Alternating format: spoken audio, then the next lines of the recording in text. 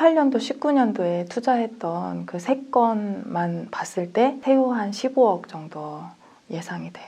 열정적으로 몰두해서 할 수 있는 게 생겼다는 게 너무 즐거워요.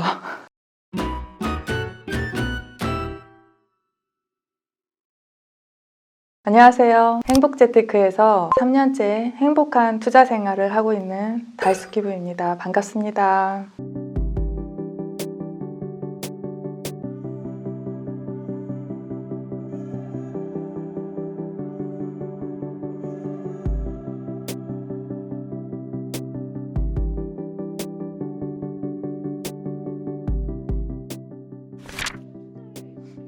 투자하기 전엔 남편 회사에서 우리 사주를 사라고 했었어요. 몇백만 원어치를. 그래서 우리 사주를 샀는데 그 앞집 아주머니께서 주식을 투자를 한번 해보면 어떻겠냐 얘기를 해서 그래 한번 같이 해볼까 하고 결혼 전에 학원 강사하면서 모았던 돈들, 그리고 남편이 직장 다니면서 모아진 돈들, 그런 것들을 1억 정도 막 처음엔 펀드 막 여기저기 넣었던 것들을 다 해약을 하고 주식에 완전 몰빵을 했어요. 그랬는데 처음에는 조금 버는 것 같다가 7, 8년, 10년에 걸쳐서 다 없어졌어요. 그 돈이 아주 서서히 조금씩 없어지더라고요.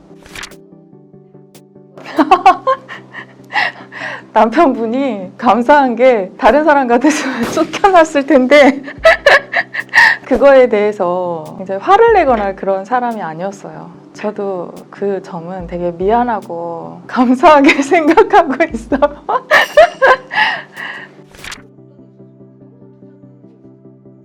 제가 그걸 처음에 부동산 투자에 대해서 생각을 못한 게 큰 돈을 만지는 거는 제가 좀 불안했어요. 부동산은 좀 어렵고 공부를 많이 해야 될 것 같고 큰 돈이 들어가니까 더 위험하고 내가 잘 모르면은 돈을 더 한꺼번에 잃을 수 있지 않을까. 그리고 얼만큼이 돈이 필요한지도 잘 모르겠고 주변에 부동산 투자를 하는 사람도 없었고 그렇게 부동산 투자를 할 계기가 없었던 것 같아요. 17년도 여름에 몸이 막 굉장히 아프더라고요. 그래서 병원을 갔는데 상태가 너무 안 좋았던 거예요. 그래서 좀 수술도 해야 했고 쉬어야 했어요. 그래서 할 수 없이 이제 일은 그만해야겠다. 그래서 13년도에 송 사무장님 만나서 부동산 투자에 대해서 소개를 받아서 좀 미뤄왔던 거를 그때 쉬면서 본격적으로 공부를 해봐야겠다. 그렇게 해서 부동산 투자를 하고 싶다. 근데 어떻게 해야 되냐 하고 송 사무장님한테 한번 전화를 걸었어요. 그랬더니 먼저 강사들이 지은 책들이 있으니까 그걸 한번 읽어보라 추천을 해주셔서 한 권 한 권 읽어나가기 시작했어요. 이제 좀 회복을 하면서 책을 좀 읽다가 18년도 5월 17일 행복재테크 다음 카페에 초급반 강의를 시작으로 이제 부동산 공부를 처음 시작하게 되었어요. 첫 투자금은 일부러 모으려고 했던 건 아닌데 남편이 퇴직을 갑작스럽게 하는 바람에 퇴직금 1억 원 정도 되는 거 그 돈으로 마침 행복재테크에 있는 이제 글들을 읽다가 광명 재개발 뭐 이런 걸 소개하는 글이 있더라고요. 그래서 한번 가봤어요. 친정엄마랑 같이 가서 부동산 둘러보고 설명 듣고 여기저기 둘러보지도 않고 그냥 그 자리에서 물건 있다고 해서 그냥 거기서 계약을 했어요. 전세 1억 끼고 뭐 제 투자금 1억 정도 해서 첫 투자금으로 광명을 매수를 했어요. 그러니까 저도 웃겨요 그게. 뭐 선택의 여지가 없었기 때문에 그냥 믿고 했죠. 다른 걸 내가 뭐 해볼까 뭐 그런 힘도 없었고 단순해요 제가. 그냥 그 주식을 하면서 배포가 커졌는지 그 큰 돈을 쓰는 것도 별로 그렇게 느낌이 이렇게 크게 오지는 않았던 것 같아요. 제가 어느 순간부터 계속 프리미엄이 오르더라고요. 그래서 5천 정도 주고 샀던 게 지금은 5억에서 6억 정도 시세를 하고 있어요. 그걸 투자를 하면서 되게 자신감을 가졌던 것 같아요. 첫 투자에 실패를 했다면 되게 자신감도 잃었을 것 같고 다른 거를 할 때도 또 실패를 하지 않을까 걱정이 많이 들었었을 텐데 이제 사고 나서 1년 정도 지나니까 뭐 1억, 2억 계속 오르고 있어서 제가 부동산 투자하는데 되게 자신을 가지게 되었던 것 같아요. 그래서 그 다음 투자도 자신감을 가지고 투자를 할 수 있었던 것 같아요.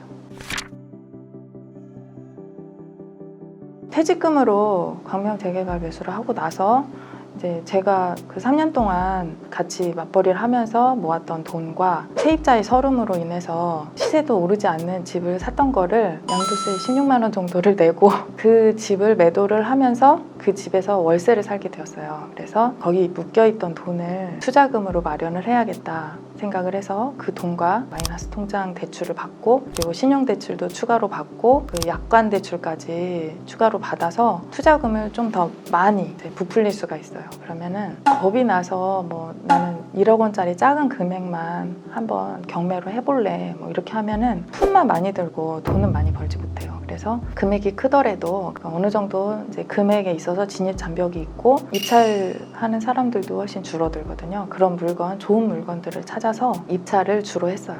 경락잔금 대출을 이제 받을 수 있는 만큼 최대한 받고 이제 나머지 금액은 제 투자금을 넣고 그렇게 한 다음에 일단 잔금을 치르고 최대한 빠른 시간 동안 경락잔금 대출 받았던 금액을 남겨놓고 그 후순위로 세입자를 원래 전세 시세보다 약간 낮은 금액으로 세입자를 찾아서 전세를 맞추죠. 그러면 제 투자금은 회수가 돼요. 그러면 이제 그 돈으로 다른 물건을 입찰을 할 수가 있어요.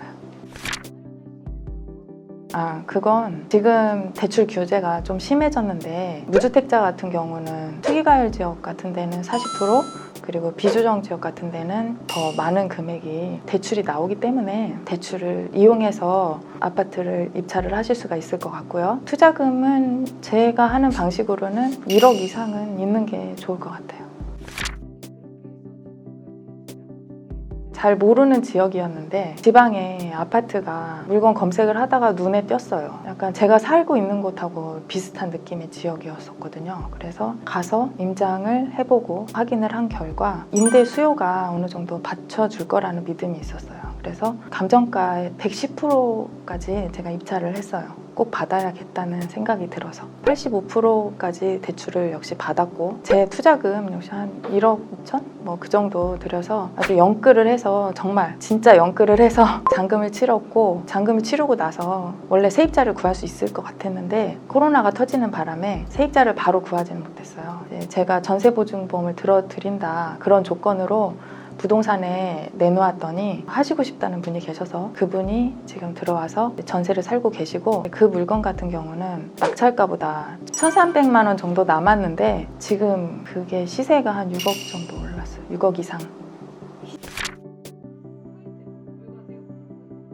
지방 아파트를 낙찰을 받기 한 2달 전에 이제 다른 곳에 부동산 임장을 갔었는데 거기 부동산 사장님이 제가 낙찰 받았던 곳을 말씀을 하시면서 거기에 분양권을 사두어도 좋다 얘기를 하셨어요. 근데 분양권은 또 해본 적이 없어서 그때는 그냥 흘려듣고 말았는데 여느 때처럼 공매 물건을 검색을 하고 있는데 이제 여러 개의 아파트가 이제 그날따라 눈에 띄더라고요. 그 중에서 어떤 걸 골라볼까 고르다가 얘를 투자를 해야겠다 생각을 하고 다음날 바로 달려가서 부동산 상황을 파악을 하고 감정가의 110%긴 한데 일주일 내에 실거래가보다 한 6천만 원 싸게 공매로 낙찰을 받았어요. 5억 8,700에 낙찰을 받았는데 지금 12억 실거래를 찍었어요.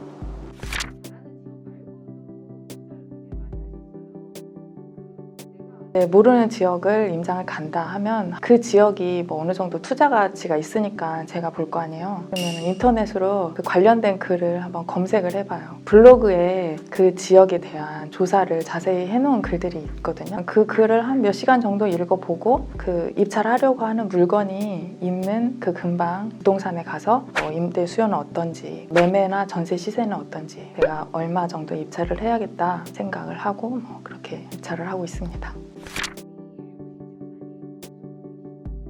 매각 불허가 그런 거 포함해서 총 9건 투자를 했고 실질적으로는 8건 투자를 했는데 18년도, 19년도에 투자했던 그 3건만 봤을 때 세후 한 15억 정도 예상이 돼요. 그래서 8건 다 합치면 좀 그보다 훨씬 더 많은 수익이 되겠죠. 근데 20년도에 투자했던 것들은 내년에 제 생각에는 또 수익이 극대화될 거라 예상이 됩니다.